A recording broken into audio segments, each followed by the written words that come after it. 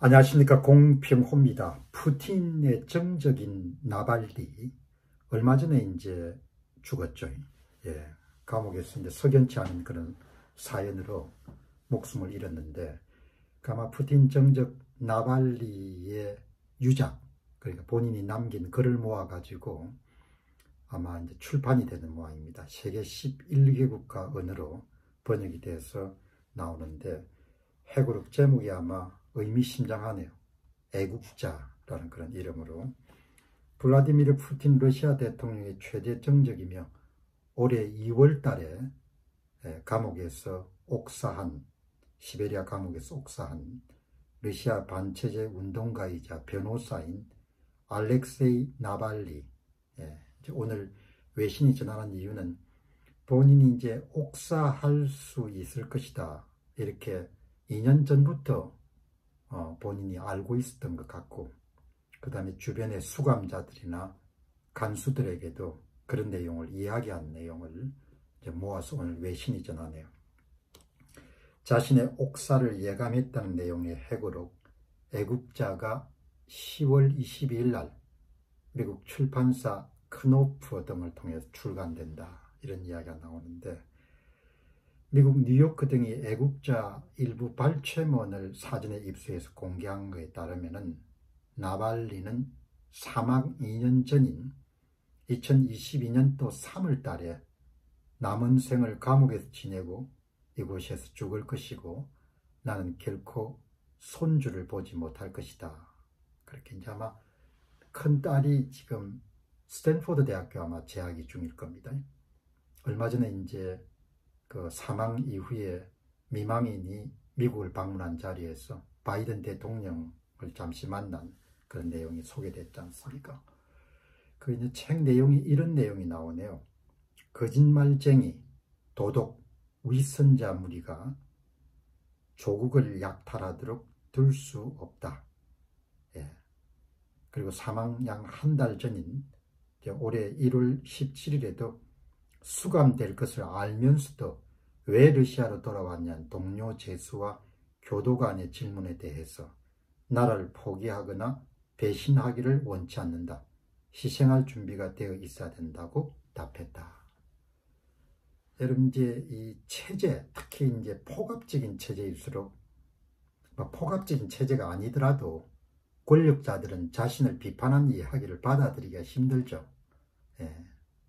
사람이 본능이 자기를 칭찬하는 이야기는 좋아하지만 자기를 비난하거나 비판하는 그런 이야기를 기꺼이 포용하는 그런 사람들은 세상에 있겠지만 드물지 않습니까?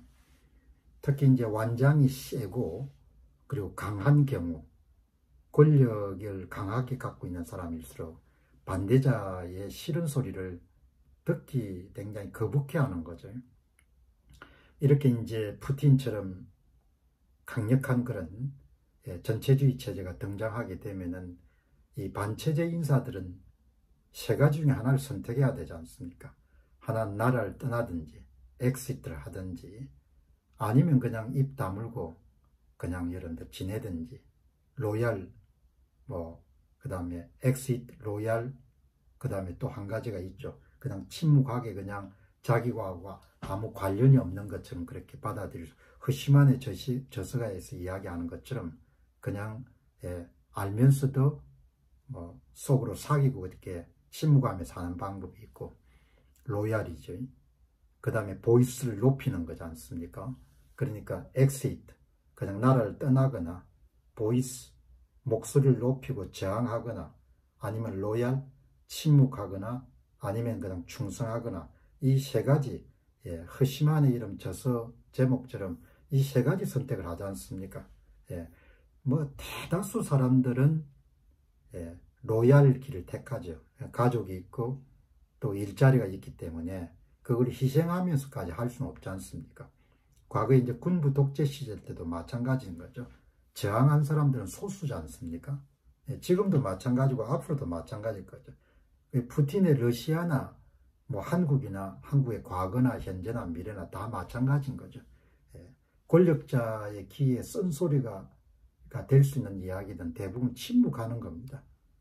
그런데 이제 이 나발리는 보이스, 목소리를 내기로 결정했고, 특히 뭐 초강력 전체주의 체제 하에 있는 푸틴 정권에서는 분명히 돌아오면 죽일 수밖에 없지 않습니까? 본인이 그걸 각오했을 겁니다. 예. 다만 언제 죽느냐가 문제일 것이고, 죽는 것은 어떻게 해볼 도리가 없었을 겁니다. 그러나 이제 나발리란 사람은 가족도 있고 보통 사람들이 내리기 힘든 선택을 한 거죠. 본인이 목숨을 잃을 수도 있지만 조국을 돌아가야겠다. 그 이제 이 양반한테는 대의명분이 확실히 써 있었던 겁니다. 거짓말쟁이와 도덕과 위선자 무리가 조국을 약탈하는 것을 내버려 둘 수가 없다. 이렇게 본 거지 않습니까? 한국에게도 주는 메시지가 굉장히 강력한 거죠. 예. 표현을 거짓말쟁이, 도덕, 위선자 무리가 조국을 약탈하도록 둘 수 없다. 약탈되더라도 대다수 사람은 그냥 침묵하는 겁니다. 그 체제를 지키는 것은 일종의 공공재니까, 공공재는 뭐 다 비용을 치료해야 되는 거니까 개인에게 여러분들 비용과 편익이 기속되는 것은 아니니까 대부분 사람들이 다 침묵할 수밖에 없는 거죠. 예.